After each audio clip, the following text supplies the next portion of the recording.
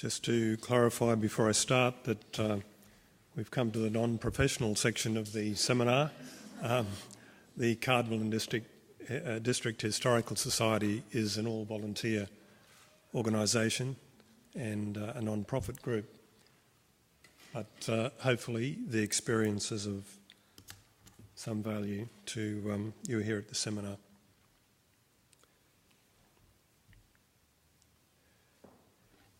Cardwell will be 150 years old in 2014. Located midway between Townsville and Cairns, it was the first seaport in Australia's far north.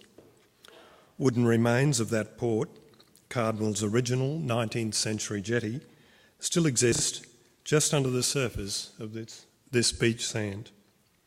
But before long they will be dug up and replaced with rocks. The reason?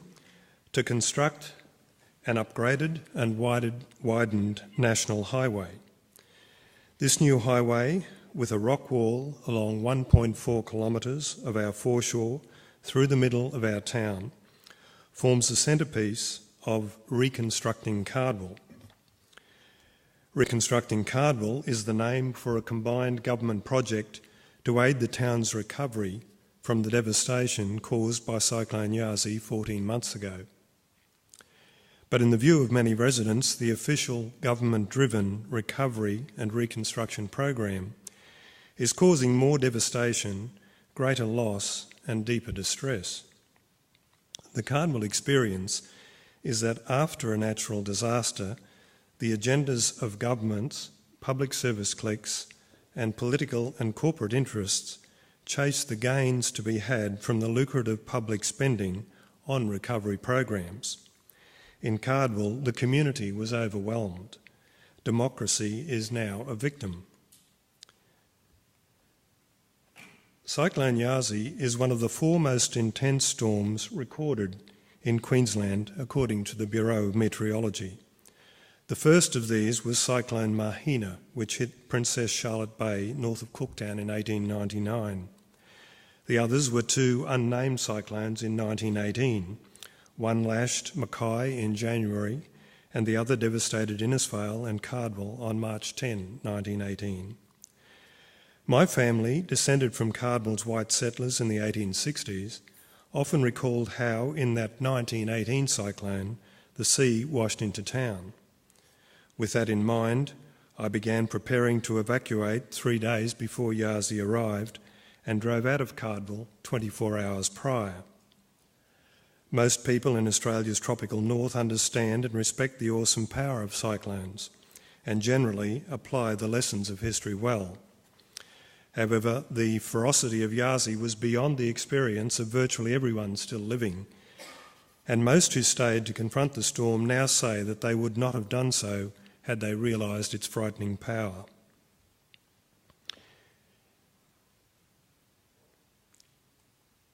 In addition to wind gusts approaching 300 kilometres an hour, Yasi generated an ocean surge officially measured at more than 5 metres.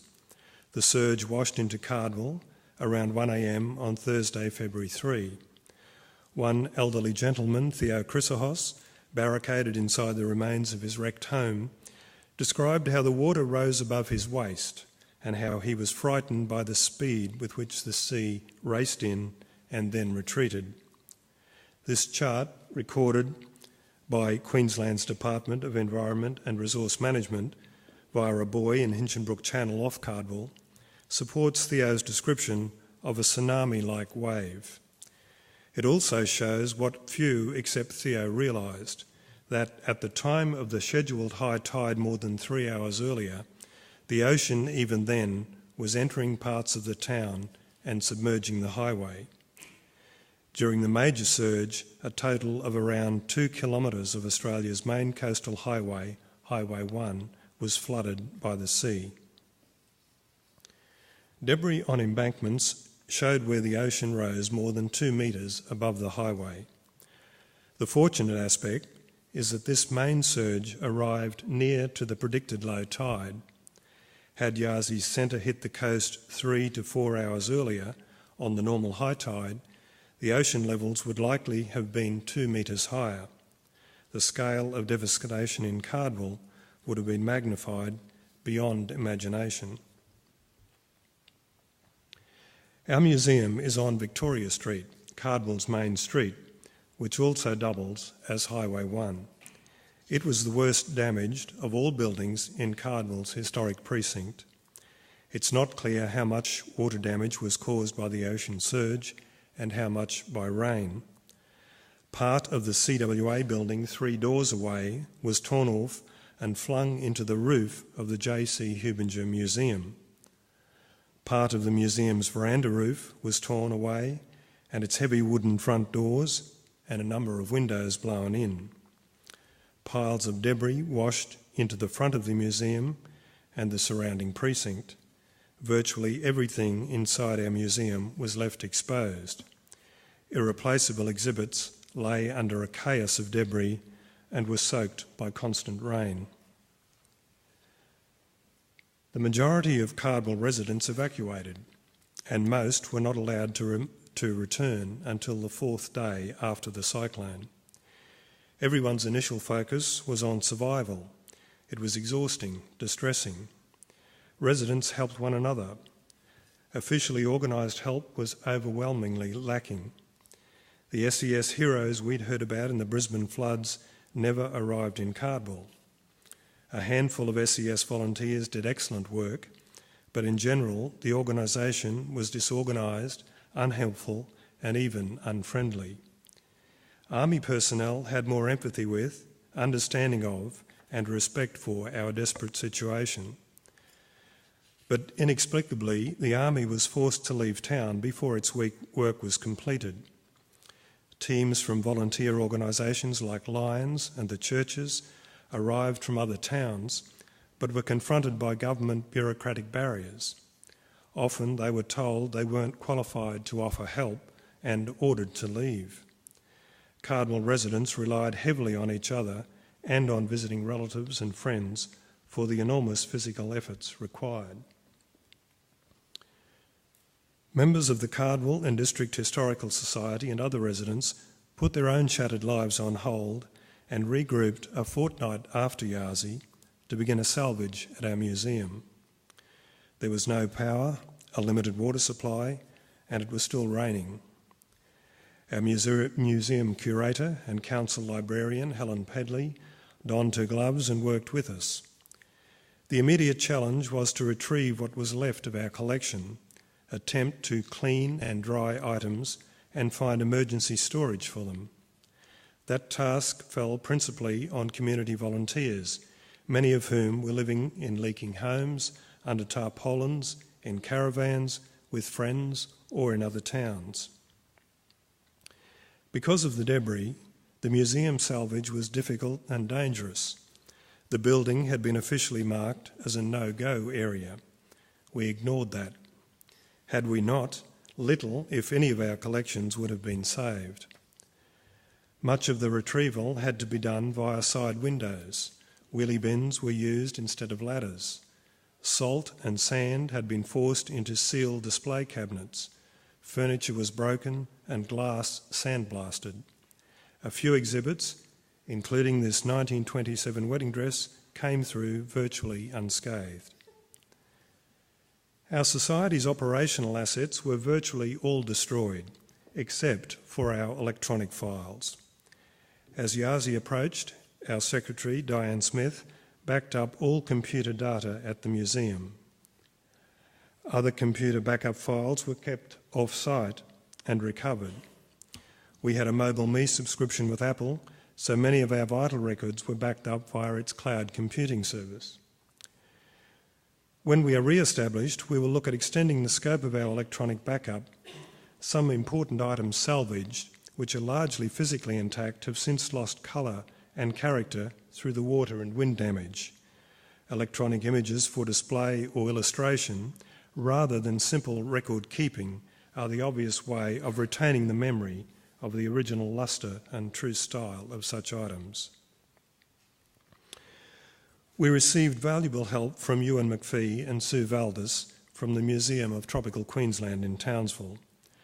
They worked with us to salvage exhibits and provided professional advice and a generator to power fans to help dry rain-soaked articles in the collections. We continue to work closely with Ewan, who is helping reinstate our museum. Our president, Anne Mealing, replaced our missing letterbox. The Historical Society is lessee of the museum building, which is owned by Cassowary Coast Regional Council.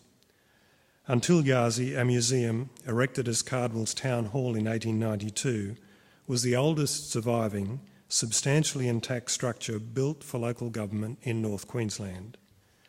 We found a vacant shop to use as a temporary museum.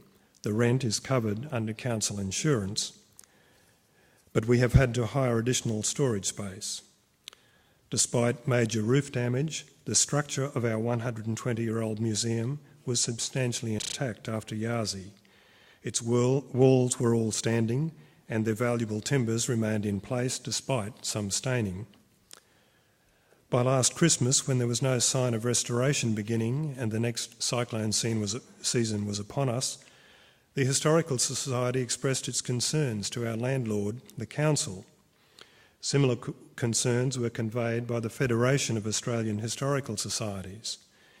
In the new year, we received a letter from the Council's CEO on behalf of the Mayor, Councillor Bill Shannon, advising, and I quote, "The Council has reached agreement with its insurers not to demolish the building, but instead to reinstate it to its former condition, utilising as much of the original building materials as possible." The President of the Federation of Australian Historical Societies, Associate Professor Don Garden, received a similar assurance. Those assurances were hollow. On January 17, our members discovered that the two side walls of the museum had been pulled down that day and dumped. The facade remained.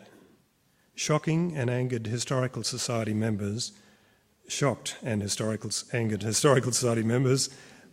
as well perhaps, led by President Anne Mealing, made an agreement with representatives of Council, the project manager Lend-Lease and the builder Ambrose to meet on site early next morning to discuss saving the facade. By the time our members arrived for that meeting at 8 a.m, the workmen had pulled down the facade. Community anger erupted. Our Mayor, Councillor Bill Shannon, defended what had taken place, claiming the Council was advised that the museum could not be saved. With the museum lying in the town dump, the Mayor made the inexplicable public statement that Cardwell's J.C. Hubinger Museum will be restored to its former glory. He also announced that council officers had arranged for members of our Historical Society to go to the council dump, if we wished, to retrieve useful pieces of our museum. The sad truth is that our president had to intervene to stop the last of the 3 piles of dumped museum timbers being bulldozed, so volunteers could salvage a single trailer load from this rare and precious corpse. Later, in a meeting with the Historical Society, a lower-ranked council officer admitted, and I quote, "The easy way out was to demolish the whole thing and rebuild." We've since seen an assessment by heritage building experts for the Queensland Department of Environment and Resource Management recommending the museum be repaired and stating that demolition should be a last resort. The builder, Ambrose, acknowledged that because the stumps and the original floor joists were left, the project could be called a repair.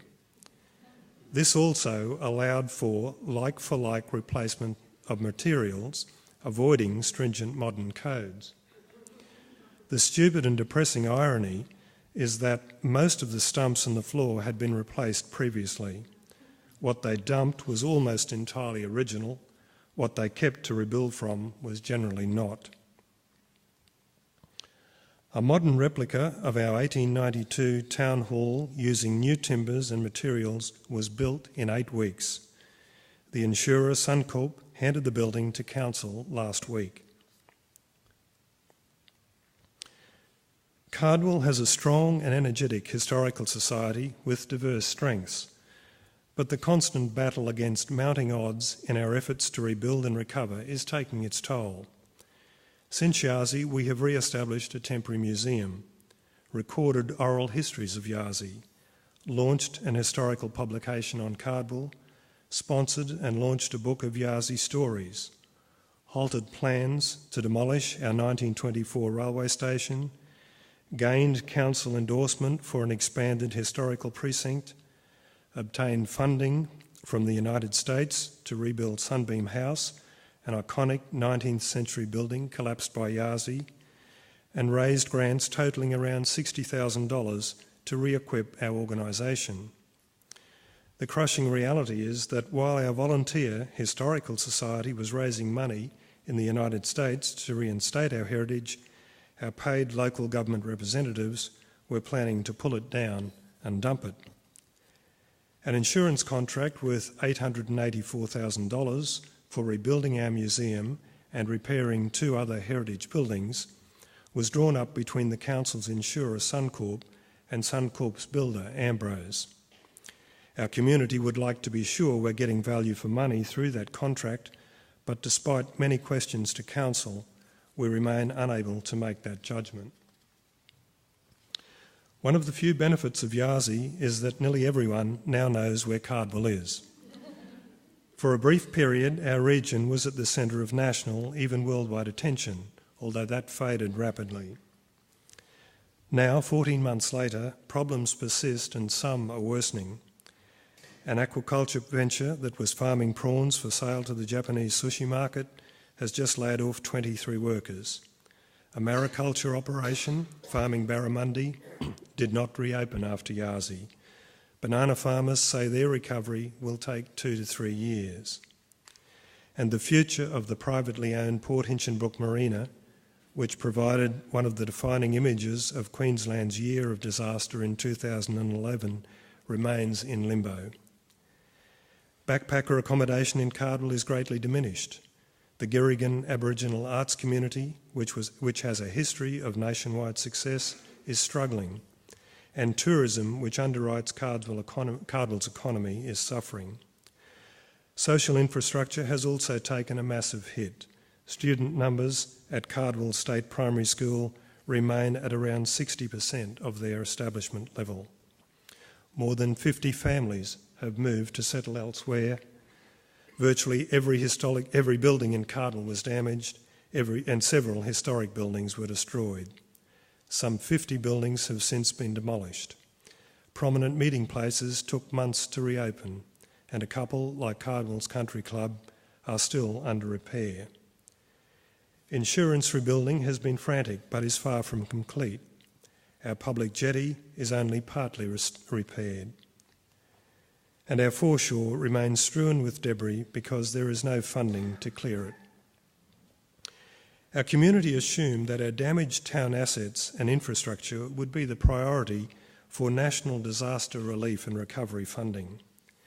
Instead, all $35 million of Cardwell's National Disaster Relief and Recovery funding, even the money for clearing and reinstating our foreshore, has ended up under the control of the Queensland Department of Transport and Main Roads.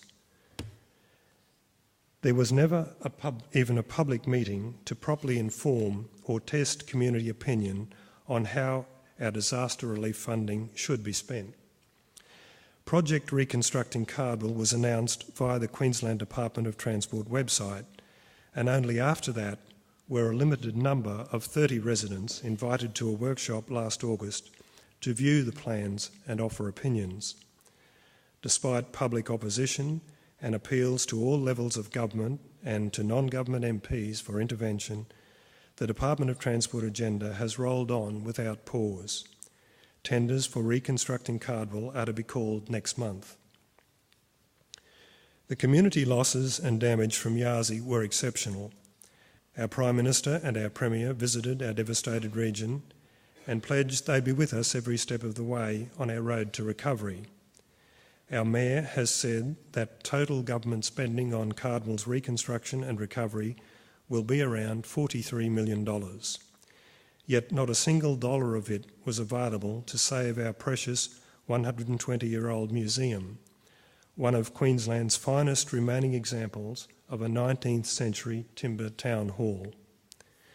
Our foreshore, where Australia's first far northern seaport was declared in the mid-1800s, is to be dug up and reshaped without any prior historical impact assessment.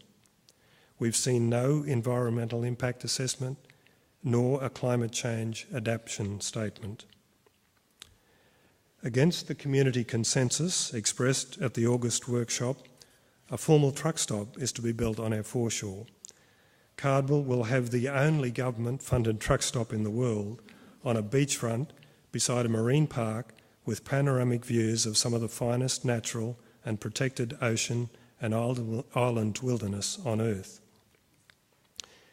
There are serious questions that go to the core of accountability about who is really benefiting from this major expenditure on natural disaster reconstruction and recovery, especially when, within this bigger picture, community organisations like our Historical Society are venturing offshore to raise money to restore and rebuild, especially when we're depending on private grant funding to replace our lost operational assets, especially when we're having to hire storage space for our public museum because our local government cannot afford to, especially when we're handing over $2,000 to our local government so adequate PowerPoints are installed in our replica museum, and especially when we are being told to go to the dump, if we wish, to secure our most valued heritage assets. The Cardwell experience is a warning of a need for great caution. In the scramble for government disaster funding, recovery is at risk of becoming another disaster.